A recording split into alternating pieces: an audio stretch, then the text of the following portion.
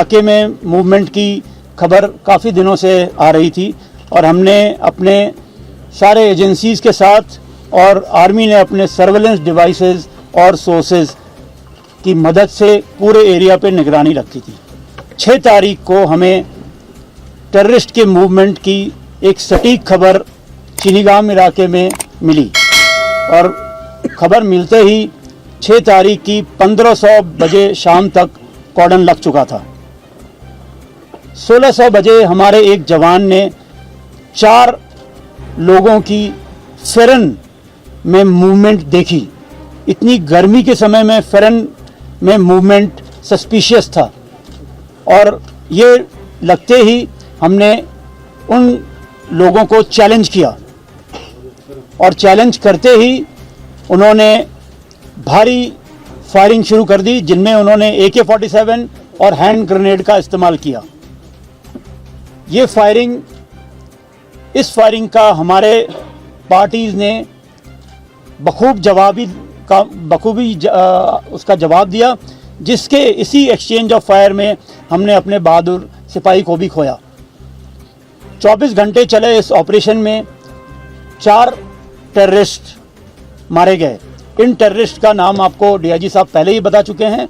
इनमें यावर डार, जाहिद डार, शकील वानी और तौहीद राठर शामिल है। ये ऑपरेशन कंक्लूड करने के बाद सर्च के दौरान हमें तकरीबन 6 kg की एक ID भी मिली, जिसे कोलैटरल डैमेज को ध्यान में रखते हुए तत्कालीन तौर पे इन सिटू वहीं बर्बाद कर दिया गया।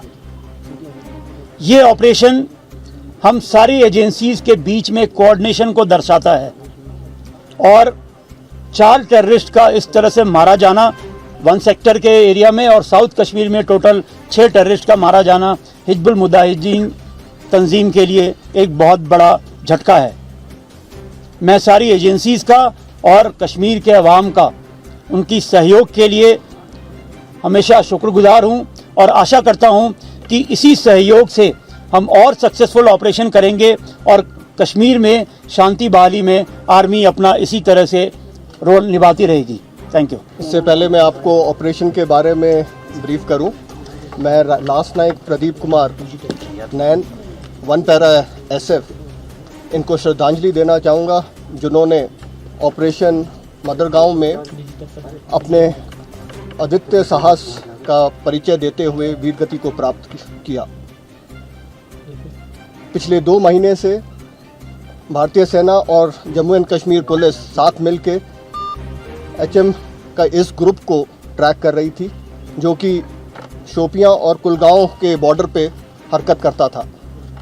हमें एक बड़ी सफलता तब मिली जब 6 जुलाई की सुबह खबर आई कि ये टेररिस्ट ग्रुप मदरगांव गांव के अंदर एक घर में बैठे हैं। इसके पश्चात तुरंत भारतीय सेना की 9वीं राष्ट्रीय rifle, 1 para SF, 7 para SF, Jammu and Kashmir police और 118 CRPF बटालियन की टुकड़ियों ने एक साथ मडरगांव में जॉइंट ऑपरेशन लॉन्च किया। ये ऑपरेशन के दौरान हमारे ट्रूप्स ने बहुत ही तेज़ी और होशियारी से सरप्राइज़ हासिल करते हुए जो टारगेट हाउस था उसको घेरे में ले लिया और इसके बाद टेररिस्ट के पास भागने का कोई गुंजाइश नहीं बची।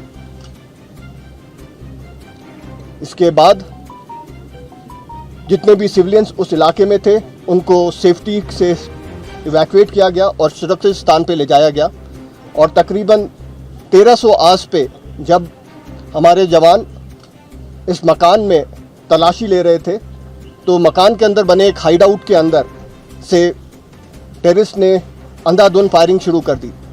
फायरिंग का जवाब दिया गया और टेररिस्ट को वहीं पिन डाउन कर दिया गया और उनको किसी भी तरीके से भाग निकलने की कोई चांस नहीं मिला।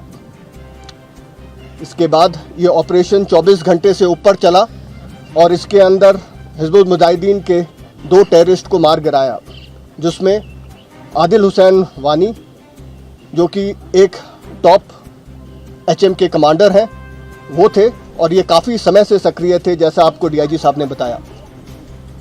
इन्होंने कई सारी आतंकी घटनाओं को भी अंजाम दिया हुआ था। ये ऑपरेशन जो इन दोनों टेररिस्ट से और जो हाइड में हमें भारी मात्रा में सामान मिला, असला बारूद, ये एक हिजबुल मुजाहिदीन के लिए बहुत बड़ा झटका है। जैसा कमांडर 1 सेक्टर ने भी बताया कि 2 ऑपरेशन में 6 हिजबुल मुजाहिदीन के टेररिस्ट मारे जाना, ये एक उनके लिए और ख़ासकर उनकी ऊपर की लीडरशिप ख़त्म होना, ये एक बहुत बड़ा झटका है, जिससे मेरे को लगता नहीं है कि हिजबुल मुजाहिदीन ग्रुप काफ़ी समय तक इससे उभर पाएगा। लेकिन इस ऑपरेशन का श्रेय मैं कश्मीर की जनता और ख़ासकर कुलगांव की जनता को देना चाहूँगा, जिन्होंने ना सिर्फ हमें इसकी इन टेररिस्ट के वहाँ होने की इत्तला दी, बल्कि पूरे जितने समय ये ऑपरेशन चला उसमें अपना पूरा सहयोग और योगदान प्रदान